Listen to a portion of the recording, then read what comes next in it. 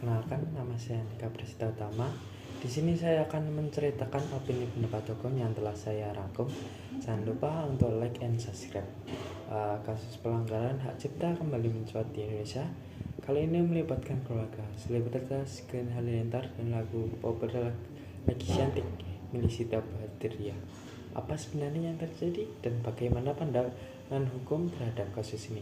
Mari kita bahas secara tuntas. Semua bermula pada tahun 2018 ketika Glenn Halilintar mengunggah video yang menampilkan lagu Cantik. Namun mereka mengubah liriknya dan tidak meminta izin dari label resmi Nakasuara pada tahun 2020. Nakasuara menggugat Glenn Halilintar ke Pengadilan Negeri Jakarta Pusat menuntut ganti rugi hingga 9,5 miliar rupiah. Tapi gugatan awal ditolak karena bukti dianggap kurang kuat. Tak berhenti di sana, mereka menumpuk kasasi dan peninjauan kembali, hingga akhirnya Mahkamah Agung menyatakan Glenn Halilintar terbukti melanggar hak cipta dan wajib membayar denda sebesar 300 juta rupiah. Analisa hukum yang saya buat dalam Undang-Undang Hak Cipta Nomor 28 2014 Pasal 9 menjelaskan bahwa hanya pemegang hak yang boleh mengumumkan, mengandalkan dan mengubah ciptaan,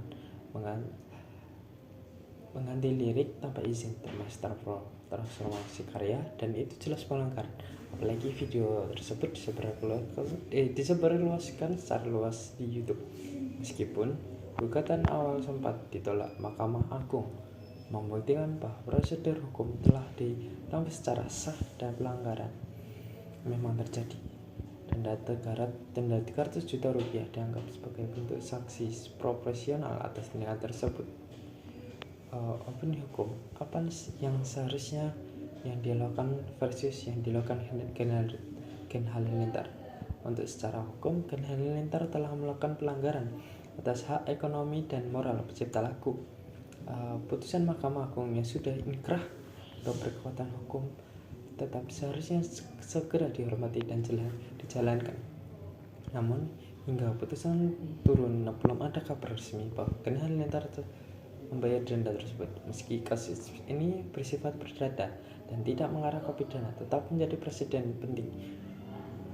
Ini menunjukkan bahwa hukum tetap berlaku, bahkan untuk tokoh publik yang sangat populer. Pesan dan rekomendasi yang saya buat bagi kreator konten, pelajaran penting dari kasus ini adalah selalu pastikan izin saat menggunakan karya orang lain.